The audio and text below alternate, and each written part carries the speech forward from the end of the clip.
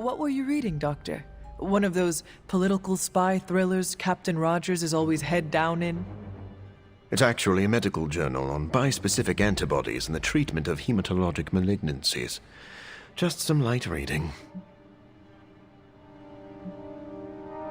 I hope you learned something that could give us an edge in battle. We need every advantage. I feel the same. I've found that when I keep my mind sharp, I make better use of my body. In truth, I've been in survival mode so long, I don't know where to find my own off switch.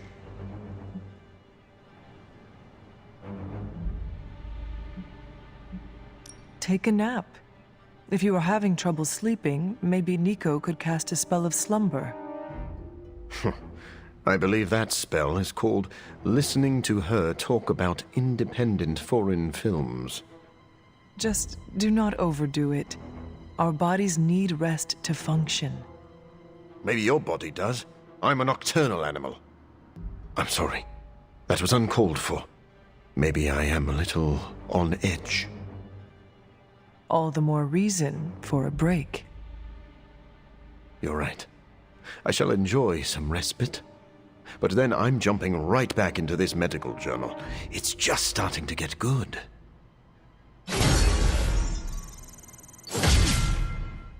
I am not used to seeing vampires in a chapel. Even Blade rarely comes here. Naturally. Most vampires wouldn't be caught dead in a place like this. I think you mean caught undead?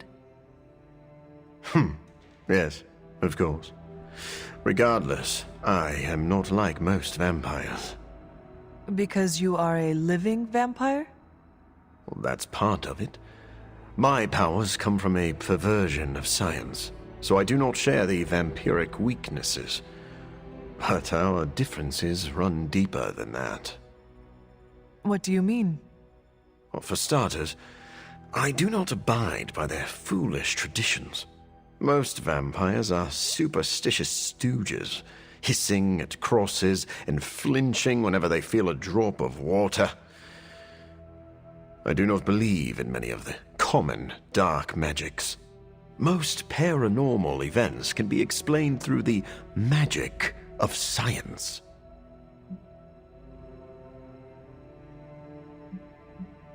I am used to watching allies throw fire from their hands. Your disbelief is almost refreshing. It is. I am surprised a person with your experience is so open-minded. I would love to hear more.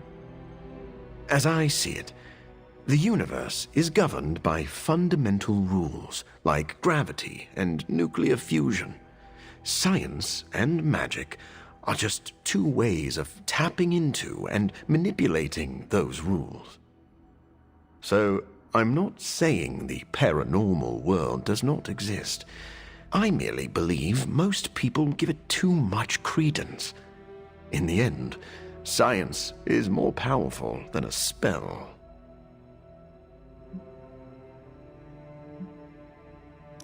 Our foes are innumerable and supremely powerful. We need to use every tool at our disposal. Ah, now I see why Blade is here. He is both creepy and a tool. Wait, please don't tell him I said that. I do not understand. What does it mean to call someone a tool? It is a compliment. Ah, so you do not wish to let Blade know you hold him in high esteem. Yes, exactly that. Care for a drink, Hunter? I thought you only drank blood. Oh, there is a time and place for everything. I need blood to survive, but every now and then I like to experiment with something new. What is on today's menu? I'm not sure. It came out of one of Dr. Strange's bottles. All I know is it's blue and it tastes like moonlight. And lemons. Are you in the habit of sipping mysterious cocktails? Well, you could say that. An untested cocktail of my own design once gave me fantastic powers. And what is life worth if you cannot risk it?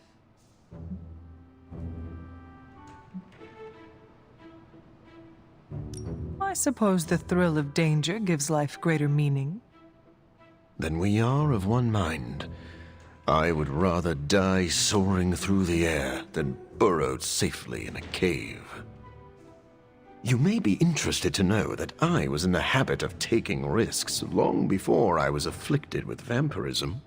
I would never have won a Nobel Prize if I hadn't taken a few chances.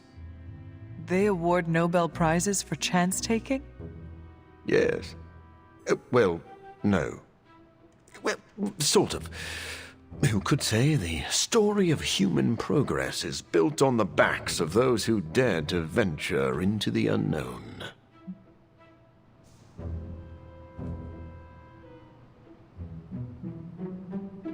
What does someone do with a Nobel Prize? It's really just a giant coin. Most people frame it or place it on a mantle. But if you're savvy, you can use the notoriety to gain research funding, and then perform experimental tests on your own body. How often does that happen? More often than you think. Can I ask you a personal question, Doctor? Do you ever regret the risks you took to experiment on yourself? A risk is not a risk if it does not hold the potential for regret. It sounds like you have lived a hard life, but all your choices led you here. And for that, I am grateful. I'll toast to that. Then pour me a glass of blue moonlight. You know, now that I've had more time with it, this might just be a spoiled smoothie. Doctor, I do not see a medical journal in your hand. Are you relaxing? Ah, yes. It was finally time for a break. As they say in my home country, Pame Volta. I'm taking a stroll. Where are you from, originally? Nafplio. It is a beautiful coastal city in the Peloponnese in Greece. You should visit sometime. The only thing I know about Greece is from listening to my mother's tales about gods and multi-headed monsters. Ah, but you see, the real Greece is even more magical than any of Homer's epics. You Odyssey it for yourself. I see Peter has rubbed off on you, Doctor. Your pun game is improving. I may be relaxing, but I have to keep my mind active. If Greece really is that magical, what drove you to leave? My childhood was good, but it was not easy. My disease often prevented me from going outside, and my social interaction was limited. After university, I continued my research to find a cure for my affliction. For that, I had to follow the money out of the country. I know what it is like to grow up in isolation. Your childhood sounds challenging. I was so sick that my parents worried the outside air would kill me. I spent whole months inside my bedroom.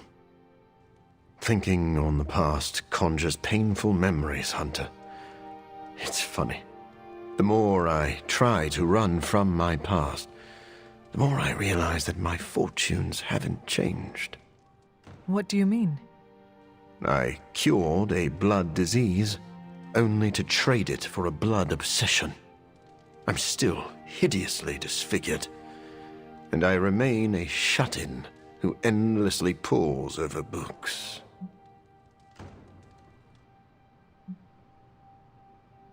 Your past does not dictate your future. You can break this cycle.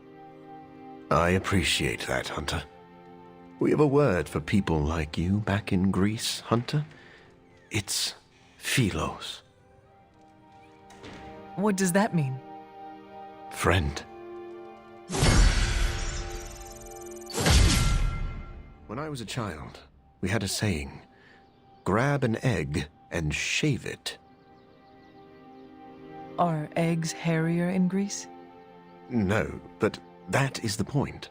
The expression signifies you are faced with an impossible, no-win scenario. Over the years, I have been forced to shave a lot of eggs. Doing the impossible? Sounds familiar. Yes, you and I have both avoided death. Gross. My point is that I'm constantly fighting impossible odds. And no matter how often I defy the universe, it always twists a knife deeper into my gut. You have lived a hard life, and you deserve a rest. Do you wish to leave the group? Oh, no. I'll fight at your side to the end. You deserve that much. I just hope our battle is over soon. Me too. But if we travel together, maybe the journey will not feel as long. I'm continually impressed by your counsel, Hunter. When I'm down, you find a way to make me feel better. That is what teammates are for. We make up for what the other lacks. Yes, you are like the yin to my yang. Actually, I was hoping I could be the yang. Hunter, you can be whatever you want. At the risk of sounding overly sentimental, let me say one last thing. When I first arrived in the Abbey, you had reservations, justifiable reservations, about letting a vampire into your home. I would not have blamed you if you had kept me on a short leash. But you welcomed me into your home and made me feel like a valued member of the team.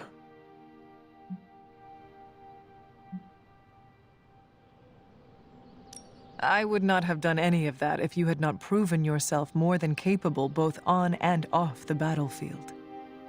Even so, now you are one of my most trusted allies. Together, maybe the impossible test before us will be a little less daunting.